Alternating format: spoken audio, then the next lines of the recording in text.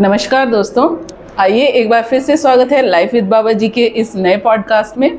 और आज हम आपको मिलवाते हैं बाबा जी के एक बहुत ही अनन्य भक्त श्री मोतीलाल जी से, जो नदबई में इनका निवास स्थान है और अलवर के पास नहीं, भरतपुर के पास नदबई में इनका निवास है।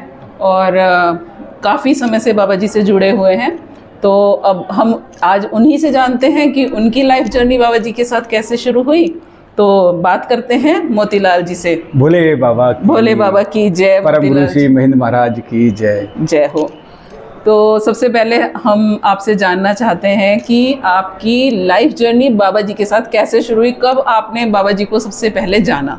देखो, जहाँ तक बाबा जी से संबंध की बात है और बाबा जी से जुड़ाव की बात है, तो वह तो हमें जन्म के साथ ही मिला है जी। हमारे परिवार में जब से हमने वो संभाला है, इन्हीं को देखा है, इन्हीं को इस स्वरूप में मानते हुए आए हैं। हमारे पिताजी श्री हीरालाल जी शर्मा जी श्री परम गुरु श्री महेंद्र महाराज जी के जी शिष्य रहे हैं और इन्हीं से दीक्षा प्राप्त थे वो।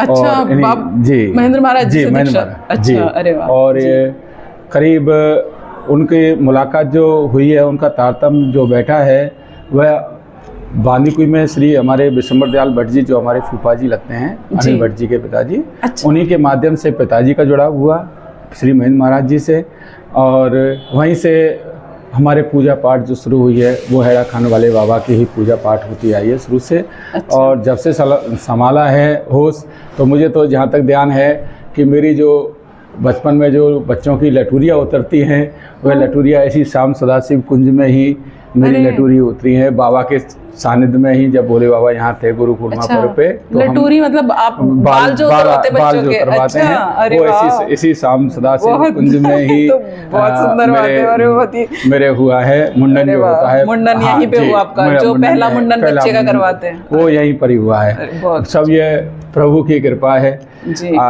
लेकिन होता क्या है कि जब चीज़ सामने देखते हैं तो सामान्य रूप से हम लेते हुए चले आते हैं इसको कि हाँ ठीक है, भगवान है, पूछते आ रहे हैं। एक उम्र के अनुसार जैसे आदमी चलता रहता है कि बाल अवस्था में देखते आ रहे हैं, पूजा पाठ करते आ रहे हैं। सुबह शाम आरती होती थी, घर में मंदिर भी था अलग से बाबा का। अच्छा। तो वहीं पूजा पाठ होती थी शुरू से, सुबह शाम दोनों टाइम पूजा होती थी। और हर सोमवार को भजन करने का प्रोग्राम भी हम देखते आ रहे थे हमारे पिताजी के समय से। हर सोमवार को आरती क्रम और फिर भजन आपके घर पे भजन होता था। और शाम को 1 घंटे 2 घंटे जब भी हम तो नाचते कूदते थे, प्रसाद से मतलब रहता था। छत पे बाहर ऊपर मोहल्ले के भी पड़ोसी आते थे, तो आराम से झांझ मजीरा कीर्तन किया करते थे। बस हमको तो आनंद था कि प्रसाद मिलेगा और आज तो कीर्तन होगा। बिल्कुल, बच्चों के लिए तो वही सबसे यही चलता रहा था। फिर पढ़ते रहे और बाबा को तो हमेशा स्मरण रहा है।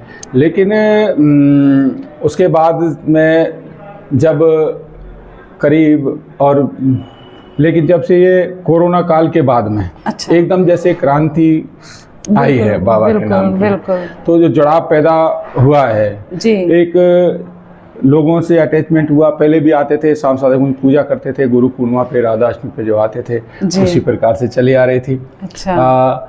लेकिन इसके बाद धीरे धीरे बाबा की ऐसी महती कृपा होती रही। गले बहुत ही उतार चढ़ाव जीवन में आए हैं। बिल्कुल। और लेकिन बाबा ने हमेशा जी ऐसे हाथ थाम के रखा है जैसे कोई फादर अपने बेटे का पकड़ के रखता है कि गिरने नहीं देंगे। तो इसी प्रकार से बाबा की कृपा हमेशा बनी रही है। तो भैया, आपने क्या कभी बाबा जी के दर्शन किए थे? जो नया स्वरूप बाबा जी का है, आपने दर्शन किए? वो हल्की सी झलक केवल मालूम है, लेकिन अच्छा। इतना नहीं कि सब बाबा के। तब आप छोटे रहे होंगे? बिल्कुल छोटे रहे होंगे। मेरा 76 का जन्म है। अच्छा, तो आप 5-6 साल के तब रहे होंगे। तो बाबा तब की इतनी याद नहीं होगी। लेकिन पिताजी बताते हैं कि 74 में बाबा स्वयं बाबा भोले बाबा 74 में हमारे घर नदबई भी पधारे थे। अच्छा, अरे वाह, बिल्कुल। बहुत ही मतलब कितनी अद्भुत बात है कि बाबा खुद वहाँ पधारे जी। और 74 के बाद 51 साल बाद जी, अभी 10 अगस्त को हाँ जी, बाबा अपनी चरण पादुका के रूप में पुनः आगमन हुआ है बाबा का। बिल्कुल भैया, हम भी उस जो आपने उत्सव आपके यहाँ हुआ, हम भी उसके साक्षी बने और बहुत सुंदर उत्सव था और बहुत दिव्य अनुभव थे वहाँ के हर तरीके से। आपको बताऊं कि केवल जो था वहाँ पे अनुभव कि केवल चरणपाद का नहीं थी, आप साक्षी हैं इस बात की, और भी जो भी थे वहाँ सब साक्षी हैं कि ऐसा लगा नहीं कि बाबा की चरणपाद का है। बाबा के गाड़ी में से उतरते एक दिव्य अनुभूति जो हुई, और जो खुशबू जिसको कहें, वह खुशबू आज तक भी उस कमरे में विद्यमान है। अच्छा। जब कमरे खोलते हैं तो बाबा की वो खुशबू आज भी विद्यमान बनी हुई है बाबा की। और 2 दिन का उनका सानिध्य मिला बाबा का, तो बाबा की महती कृपा है, बिल्कुल बाबा का आशीर्वाद बना हुआ है। बिल्कुल भैया, बहुत सुंदर। और मैं आपसे ये भी जानना चाहती हूँ कि जैसे आपने, एक तो आपने बचपन में, आप जब बहुत छोटे थे तब बाबा आपके पास आप घर पे आए, तब की तो आपको याद नहीं है, लेकिन उसके बीच में कभी कोई ऐसे अनुभव हुए हों जैसे आपके माता पिताजी के साथ या आपके खुद के अपने साथ? पिताजी के साथ तो बाबा का ऐसा सानिध्य था कि हमारे पिताजी को एक विसारा नामक रोग था। अच्छा। विसारा नामक रोग होता है, उसमें ये उनके अंगूठे में था ये विसारा। अच्छा। और डॉक्टरों ने ये कह दिया था कि पहले यहाँ से कटेगा अंगूठा, फिर हाथ कटेगा आपका, फिर यहाँ से कटेगा, फिर यहाँ से कटेगा। डॉक्टरों ने जवाब दे दिया। पिताजी दिन में 10-10 गोलियाँ खाते थे। अच्छा। बिल्कुल आराम नहीं मिलता था। ओह। उस दर्द के फलस्वरूप वो बिजिया का भी सेवन करने लगे थे। अच्छा। बिजिया, भांग का। अच्छा, ताकि वो दर्द का एहसास ना हो, ताकि हल्का नशा हो जाए और एहसास ना हो। अच्छा अच्छा। और इतने परेशान रहते थे जी कि, लेकिन जब फूफा जी, हमारे विशंबर दयाल फूफा जी थे जी, उन्होंने बोला था कई बार कि आप बाबा से क्यों नहीं कहते। अच्छा। तो पिताजी कहते थे मैं बाबा से क्या कहूँ, बाबा सब जानते हैं जी। जब 74 में बाबा घर पे पधारे थे, अच्छा, उस समय बाबा कमरे में बैठे हुए थे, तो फूफा जी ने पिताजी को भेज दिया। अच्छा। जा बाबा के पास चला जा, बाबा से बात कर। जी। पापा चले गए, बाबा बैठे हुए थे। अच्छा। ढोक दिए, बोल क्या क्या परेशानी है तेरे को। जी। तो पिताजी ने बोल दिया कि आप सब जानते हो मेरी क्या परेशानी है, और जेब में उनके गोलियों के जो था पत्ते रखे थे 2-3, सब निकाल के बाबा के सामने रख दिए। अच्छा। ये है मेरी परेशानी, और अंगूठा सामने कर दिया। अच्छा। तो क्या चाहता है तू। पिताजी थोड़े हमारे आर्य समाजी रहे हैं। अच्छा। हाँ। अच्छा। और उनका मैं तो कुछ नहीं चाहता, ये दवाई है तो जा इनको फेंक दे। अच्छा। बाबा ने छूटते ये शब्द बोला कि इनको जाके फेंक दे नाली में। हाँ।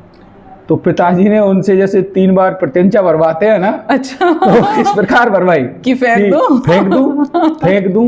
बिल्कुल। तो बाबा ने भी 3 बार कहा, अरे मैं कह रहा हूँ फेंक दे, फेंक दे, फेंक दे। ओह, अच्छा। और उस अंगूठे पे ऐसे उन्होंने बाबा ने अपना हाथ रख दिया। अच्छा। उसके बाद 74 से और 2018 में पिताजी बाबा के चरणों में गए हैं। अच्छा। उसके बाद कोई भी किसी प्रकार का दर्द उनको नहीं हुआ, और ना ही अंगूठा कटा, ना कुछ परेशानी हुई। तो एक तो ये पिताजी का अनुभव था। बिल्कुल मेरे सुनने में मतलब ये हो रहा है अपने, मतलब एक होता है ना, आपको पता चलता है तो ऐसा एहसास से।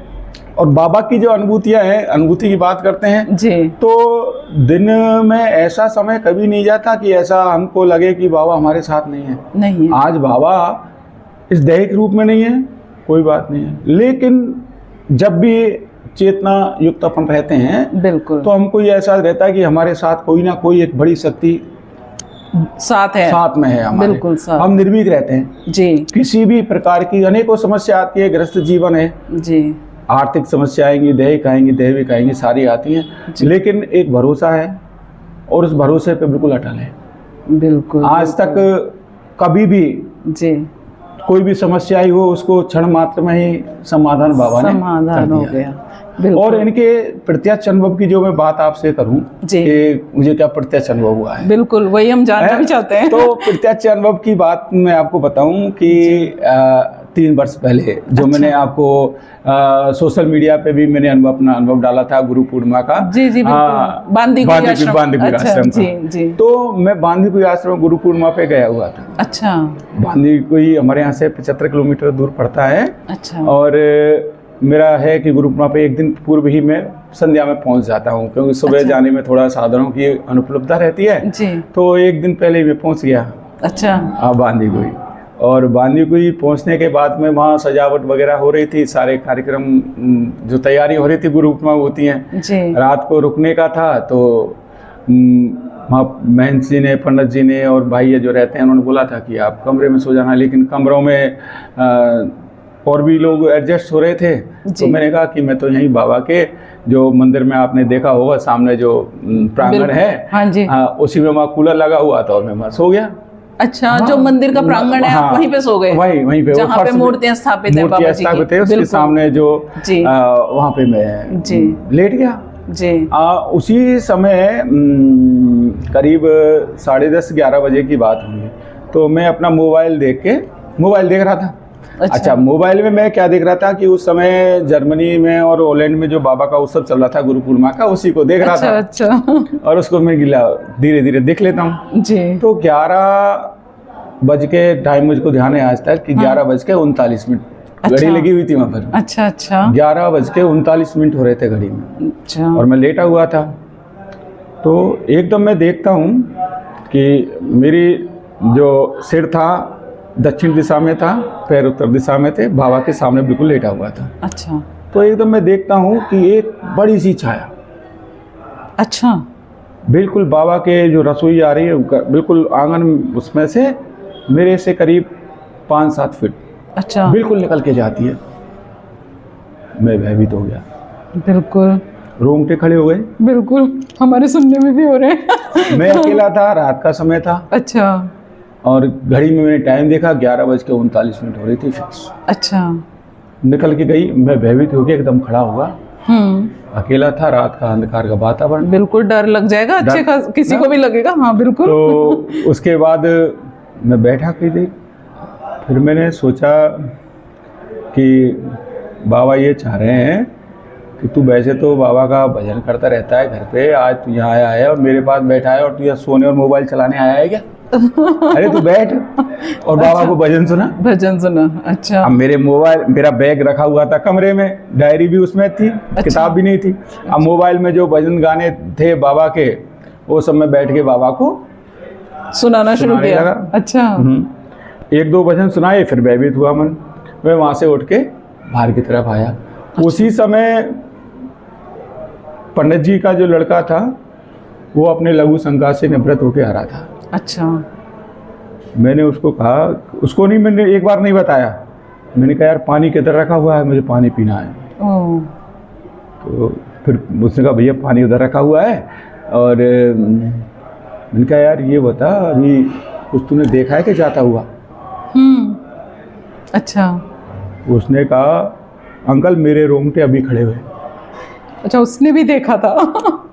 मेरे रोंगटे अभी खड़े हैं, अभी इधर से एक छाया निकल के गई है। अरे मैंने कहा यार बाबा आए यार ये तो। मैंने कहा डर लग रहा है। मैंने चल तू छोड़, कोई दिक्कत नहीं है। पानी पिया मैंने वहाँ से जी। फिर मैं बैठ गया बाबा को भजन सुनाने। अच्छा। और करीब 1-1.5 घंटे तक मैं आराम से बाबा का नाम कीर्तन और जो भी भजन मेरे से आते थे, टूटे फूटे जो भी, मैं बाबा को सुनाता रहा। अब निगाह मेरी सामने मंदिर के सामने थी, निगाह पर्दा लगा हुआ था। तो मैं आपको बताऊं कि जो केदारेश्वर महादेव जो विराजमान है, बिल्कुल विराजमान है, बिल्कुल वहाँ से 2 आँखें बिल्कुल चमकती हुई मेरे को देख रही है और मेरी निगाह वही। और अंधेरा गुप्त वातावरण इतना था, लेकिन डर भी अंदर से था। बिल्कुल रात के 12-1 बजे की बात कर रहे हैं। मैं बाबा से कीर्तन हो गया, फिर उसके बाद मैं कह रहा बाबा ऐसा करो ना, बैठ के बात ही कर लेते हैं, आ जाओ। मन में विचार आ रहे थे। अच्छा। मन में विचार है, अब बैठ के बात ही कर लेते हैं, आ जाओ बैठ के बात कर लेते हैं। लेकिन अंदर से बहुत डर लग रहा था। डर भी लग रहा था कि आ जाए तो क्या करूँगा मैं? क्या करूँ? और एक मन ये कर रहा था कि आ जाए तो बैठ के बात कर लें। बिल्कुल। तो उसके बाद में फिर मैंने बाबा से कहा, बाबा अब सुबह 4 बजे की मुझको जगने की बोल गए हैं, अब तो मुझे सो जाने थे। करीब 2:15 बजे का टाइम हो गया। 2:15 बज गए। इतना टाइम निकल गया? मैं इतना टाइम निकल ऐसे? गया। अच्छा। और उसके बाद में मैं लेटा, तो लेटते ही मैं देखता हूँ कि जो रसोई घर बना हुआ है ना, वहाँ से कोई लाइट अपने आप बंद होती है, चालू होती है। तो जैसे कोई बच्चा ऑन ऑफ करता है ना, ऑन ऑफ सिस्टम करता है। हाँ जी, हाँ जी। और बिल्कुल ऑन ऑफ। मैंने कहा यार ये क्या हो रहा है, सब लाइट सही जल रही है, लेकिन वो रसोई की जो लाइट जल रही थी ना, वो कभी बंद होती है, कभी खुलती है, कभी बंद होती है, कभी खुलती है। आँख बंद कर ली मैंने, तकिया लगा के फिर सो गया। अच्छा। तकिया लगा सोया तो फिर देखा थोड़ी देर में कोई मेरे तकियों को खींच रहा है पीछे से। ओह।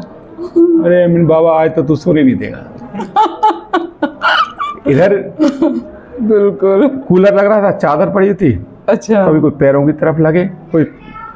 फिर मैं करता करता बाबा का नाम लेता लेता मैंने कहा अब तुम्हें उठना नहीं है। थोड़ी देर बैठा, फिर लेट गया। मैं बाबा तो तू सो जाने थे। करीब 2:40 का टाइम हुआ है। अच्छा। हाँ, तो थोड़ी देर नींद आई होगी। फिर उसके बाद में मैं देखता हूँ कि जो अपने काल भैरव जी की जो विग्रह वाली जगह है, वहाँ पे बाबा खड़े, महेंद्र महाराज खड़े हैं दाढ़ी वाले वेश में और खड़े हुए हैं। मैं नमन करता हूँ। थोड़ी देर बाद देखता हूँ कि जो वहाँ पे काल भैरव जी के जो पानी बढ़ते हैं अपन घर मंदिर में घुसते ही हैं, हाँ, वहाँ पर कुछ योगनी वेश में। अच्छा। गेरुआ बस में जो होती हैं, पूजा पाठ के लिए पानी भरने के लिए आ गई हैं। इस प्रकार का वातावरण मैंने उस दिन वहाँ पर महसूस किया। और इतने में मुझे कब नींद आ गई, फिर तो मुझे 5 बजे के 4:30-5 बजे करीब मुझे पंडित जी के लड़के ने जगाया। ऐसा अनुभव मेरा बाबा के साथ वहाँ पर रहा। ओ भैया, ये तो बहुत ही मतलब रोमांचित करने वाला और मतलब बहुत। और बाबा की कृपा इतनी रही है कि असीम कृपा रही है।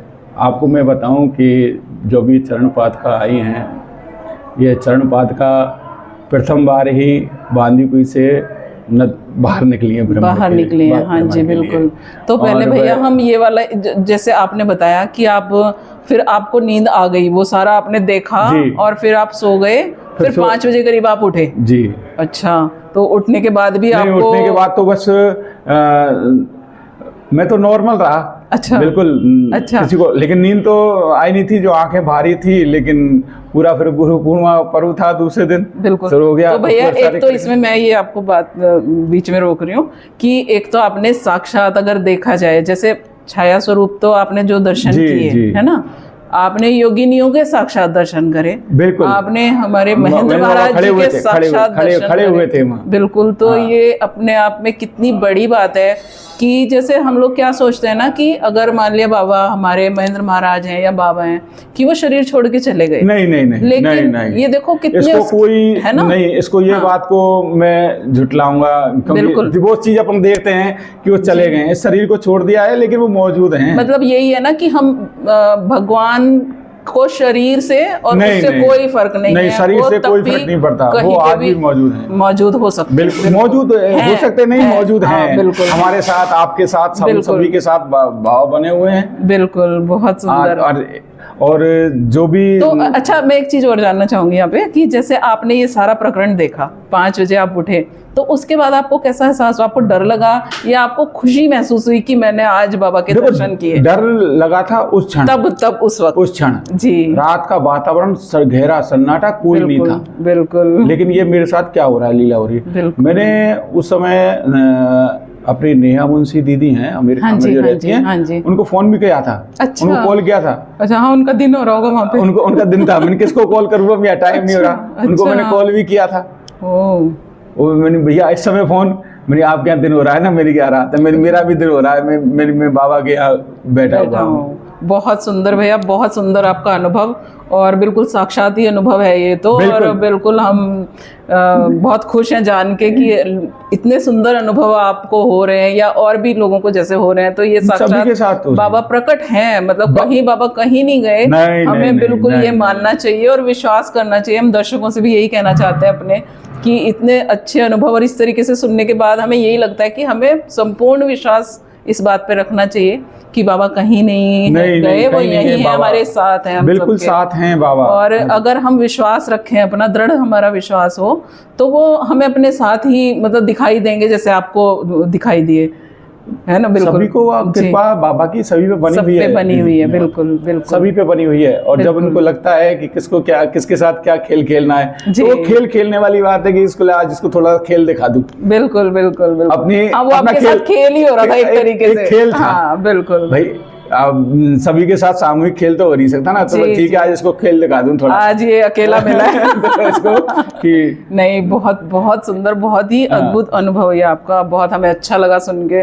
और भैया मैं बीच में यहाँ पे अपने दर्शकों को एक बात बताना चाहती हूँ कि आज हम राधा अष्टमी का दिन है आज, और हम वृंदावन में हमारा एक आश्रम है बाबा का, सांब सदाशिव कुंज के नाम से, तो हम आज वहीं पे उपस्थित हैं। और महेंद्र महाराज का एक कमरा है जहाँ पे महेंद्र महाराज बैठते थे, विराजित रहते थे, उसी स्थान पे हम लोग आज बैठे हुए हैं और वहीं से वीडियो शूट कर रहे हैं। तो मैं आपसे ही इस जगह के बारे में थोड़ा सा मैं आपसे जानना चाहती हूँ कि आप कुछ बताएं यहाँ के बारे में, आश्रम के। और बाबा जी, ये आश्रम ना कह के एक दिव्य स्थान है जी। ये आश्रम तो बहुत मिलेंगे, एक दिव्य स्थान है बिल्कुल, क्योंकि यहाँ पर साक्षात प्रभु विराजे हैं। बिल्कुल। और इसमें आप किसी भी जगह मंदिरों में जाइए तो आपको ऐसा लगेगा किसी जो एहसास यहाँ होता है जी। आप जैसे ही बाउंड्री में प्रवेश करेंगे, चौखट को खोलेंगे जी, जी, तो एक शांति और एक सुखद वातावरण आपको यहाँ देखने को मिलेगा। ऐसी शांति, ठंडा मौसम, बिल्कुल, चाहे आप सर्दी में आइए चाहे गर्मी में आइए, तो बिल्कुल आपको यहाँ वातावरण में एक अपने आप दिव्य शक्ति का, आपको पॉजिटिव जो कहते हैं ना की चीजें, कि जैसे अपने घर आ गए, जो अपने घर आके सुकून मिलता है ना। आप किसी भी स्थान चले जाइए जी, बाबा के किसी भी स्थान चले जाइए, हेड़ा खान, वृंदावन, बांदीकुई, जो भी जितने भी स्थान हैं सब परम स्थान है, दिव्य स्थान है। और सबसे बड़ी बात ये लगती है कि यहाँ आके इन स्थानों पे आके ऐसा लगता है कि हम अपने मायके में आए। बिल्कुल, मायके वाली जो एक बेटी को ये अनुभूति होती है कि मैं मायके में आई हूँ, और मायके में आके अपनापन जो लगता है उनको मालूम है कि जाना तो अपने घर पे है, लेकिन जो मायके में सुकून जो मिलता है और यहाँ जो यादें जुड़ी हुई हैं, तो और यहाँ से जाने का मन नहीं करता, जाना पड़ता है, मन नहीं होता लेकिन जाना पड़ता है। बिल्कुल बिल्कुल बिल्कुल, बहुत बहुत सुंदर। और महेंद्र महाराज अक्सर यहीं इसी कक्ष में विराजते हैं। ऐसा ही सुनते आए कि महेंद्र महाराज जी का ही कक्ष रहा है और यहाँ ही विराजमान रहते थे हमारा। तो बिल्कुल हम यहाँ दर्शकों को भी बताना चाहते हैं कि ये वृंदावन में है, सांब सदाशिव कुंज के गोपीनाथ बाजार में। और अगर जिसको सौभाग्य प्राप्त हो, जो दर्शन करना चाहें, भाई जैसे हेड़ा खान विश्व महाधाम नहीं जा सकते और आसपास के एरिया में जो लोग हैं वो यहाँ के दर्शन कर सकते हैं बाबा के। और बहुत प्रत्यक्ष यहाँ पे साक्षात जो बाबा की मूर्तियाँ लगी हुई हैं, मूर्तियाँ कहना पड़ता है, वो साक्षात विराजित, साक्षात बाबा विराजमान, बिल्कुल साक्षात विराजित हैं बाबा हमारे यहाँ पे, उनका विग्रह है, तो आके दर्शक दर्शन कर सकते हैं। तो अब भैया फिर से मैं आपके पास आके फिर से आपके बारे में कुछ और, कोई और ऐसी ही घटना अगर आपको याद आ रही हो जो आपके जीवन से या अपने पर्सनल रिलेटेड हो, आपसे अपने आप से, मुझसे रिलेटेड, या ये कभी ऐसा होता है ना भैया कि जैसे हमने कभी, जैसे अभी तो आपने अनुभव इतना सुंदर सुनाया, ऐसा ही कोई और हो कि कभी स्वप्न में देखा या कुछ सच हो गया, ऐसी कोई बात? स्वप्न सच में क्या मतलब, आपको सोच से परे चीज मिलती है यहाँ। बिल्कुल, आपको यहाँ आपकी सोच से परे चीज मिलेगी। बिल्कुल, जो आप चाह रहे हैं ना वो तो बहुत छोटी चीज मांग रहे हैं जी, लेकिन बाबा को मालूम है जिसको क्या देना है, बिल्कुल अंतर है इन चीजों में। बिल्कुल। और हमें फिर बाद में एहसास होता है कि ये मुझे क्या मिल गया। बिल्कुल, उस समय हम खजाना नहीं मिल समझ- गया। उस समय नहीं समझ पाते। कि मुझे तो खजाना मिल गया, मैं क्या मांग रहा था। तो ये सारी चीज़ें हैं बाबा के साथ। तो और देखो, एक दिव्य कथा अमृत में बहुत ही सुंदर लाइन बाबा ने लिखी हैं। बिल्कुल। बिन भूले संशय सबन को दूर करो गुरु ज्ञाता, अति समर्थ करुणामय कोमल हेतु रहित जग त्राता। मतलब आपके बिना मांगने से ही जी, और उनके बिना बोले से ही, दोनों ही चीजें हैं। दोनों ही बात है। हाँ, आपके बिना मांगे ही और बाबा बोल भी नहीं रहे हैं, दोनों शब्दों का अंतर है। आप इन चीजों को बिल्कुल। पकड़िए। हाँ जी। बिन बोले संशय सबन को दूर करोगे। तुम्हारी जो भी मन में विचार हैं, तुम्हारी जो भी कामना है, बाबा को सब मालूम है। और तुम्हारे बिना मांगने से ही वो बिना कुछ कहे ही आपको पूरा कर रहे हैं, पूर्ण कर देंगे। बिल्कुल सारे संसार को चलाने वाले हैं। बिल्कुल।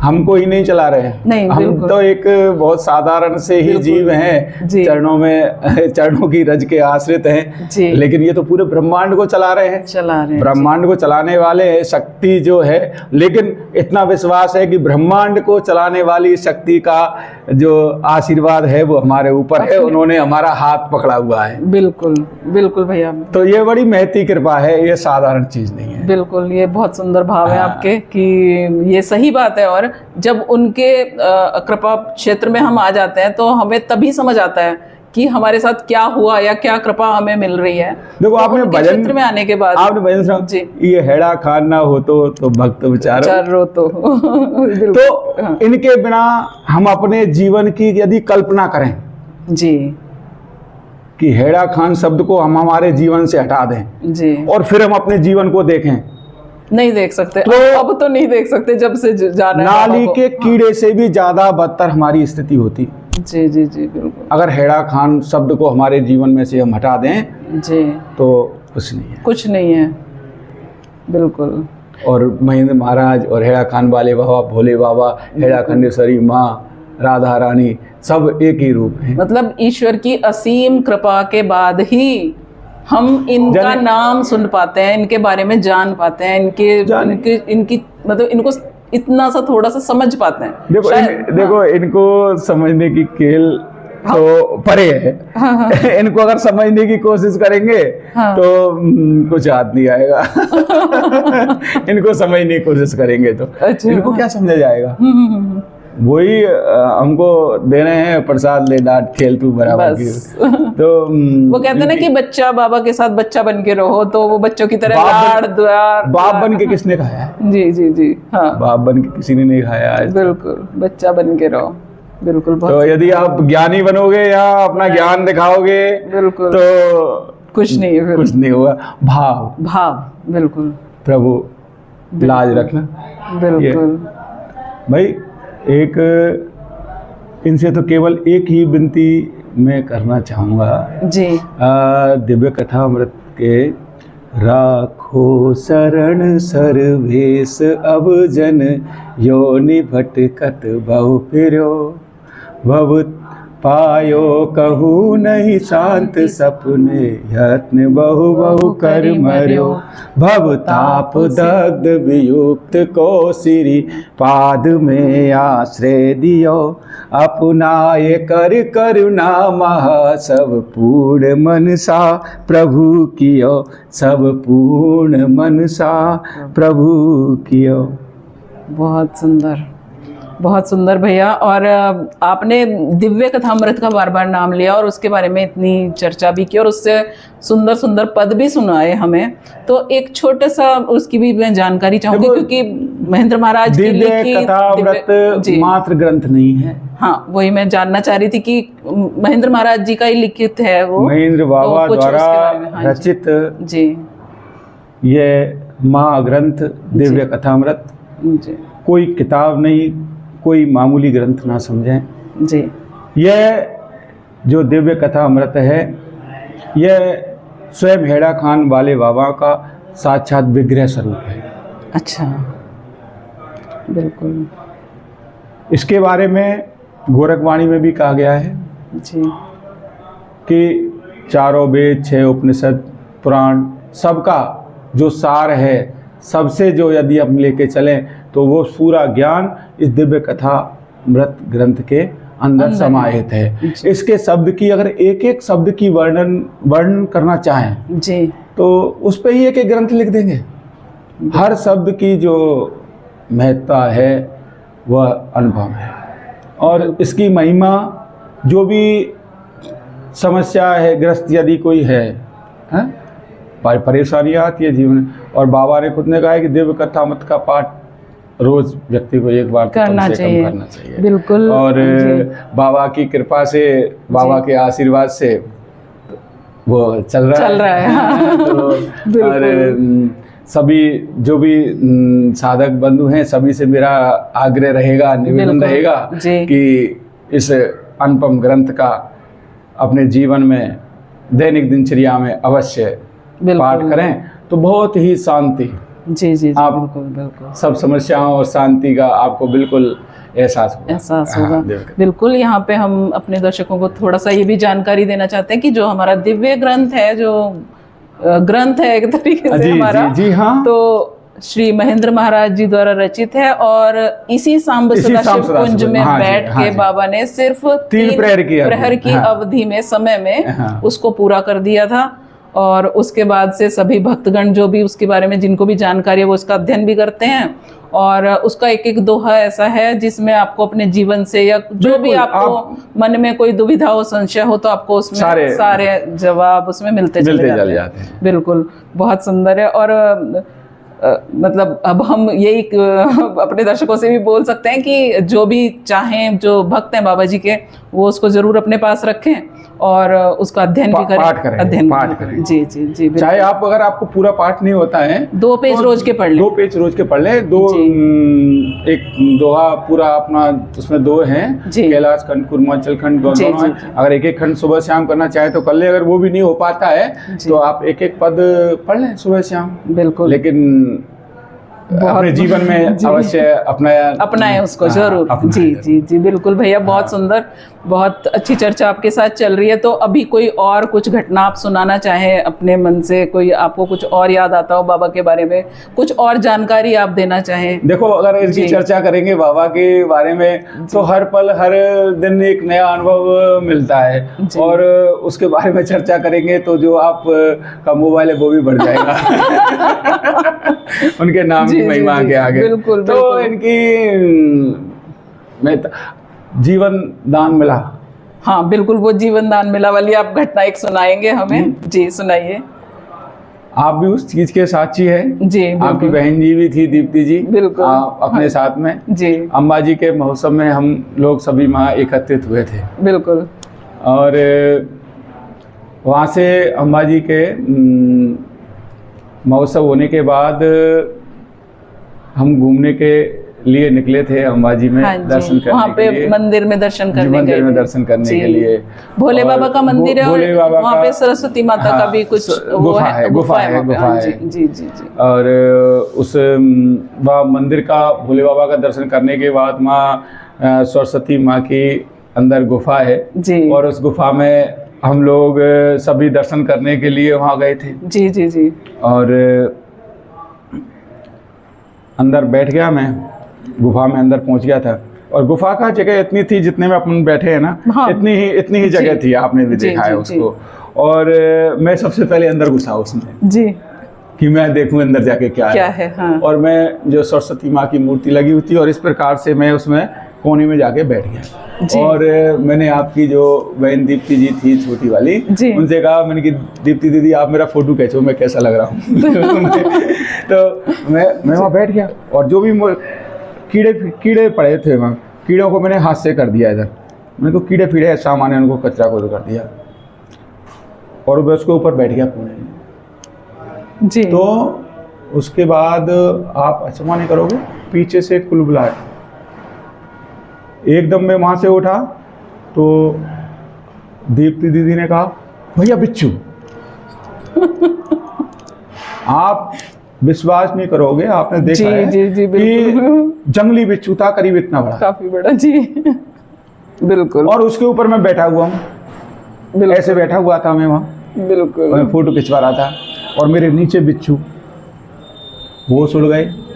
बिल्कुल, देखने के बाद तो होश उड़ गए थे हमारे। उड़ गए थे आपके। बिल्कुल। हाँ, कि ये क्या हुआ, भगदड़ मच गई वहाँ। बिल्कुल, अब तो शायद और हम वो सोच के हंस सकते हैं, लेकिन उस टाइम तो उस समय तो पसीने पसीने हो गए। और वो बिच्छू पूरी ही उस गुफा में चारों तरफ बिल्कुल, घूमता घूम रहा था, और उसको बिल्कुल। निकलने के लिए जगह नहीं थी। बिल्कुल अब आप ये लगाओ कि वो बिच्छू पीछे से डंक मार जाता, जंगली बिच्छू था भयानक, बिल्कुल, तो प्राणों की रक्षा। निकलने में देरी ही बिल्कुल, नहीं अब थी। ये तो आंखों देखती बात है कि आंखों से देखते हुए कि किस तरह वो वहां पे प्राणों की रक्षा ही हुई है, क्योंकि मतलब बिच्छू का काटना तो इतना मतलब आसान नहीं है। अगर बिच्छू जंगली काटे तो देखो साधारण बिच्छू हो तो उसका भी उपाय हो जाए, लेकिन जंगली बिच्छू का खाया तो बिल्कुल। और वहाँ पर कोई अपना था भी नहीं, कोई नहीं, बाबा के अलावा कौन था अपना? बिल्कुल बिल्कुल बिल्कुल, बाबा ने ही रक्षा की जी। बिल्कुल बिल्कुल, तो उन्होंने वहाँ कैसे जीवन दान दे दिया और निकल के हम आ गए। बिल्कुल निकल के आ गए, और वहाँ पे निकलने की भी जगह नहीं थी, निकलने बहुत की, मुश्किल से निकले, बहुत मुश्किल से निकले थे जी। तो बाबा हर समय रक्षा करते हैं जी। आप जा रहे हैं कहीं भी जा रहे हैं तो बाबा साथ रहते हैं। बाबा को याद करके चलिए, घर से निकल रहे हैं, बाबा हम चल रहे हैं आप।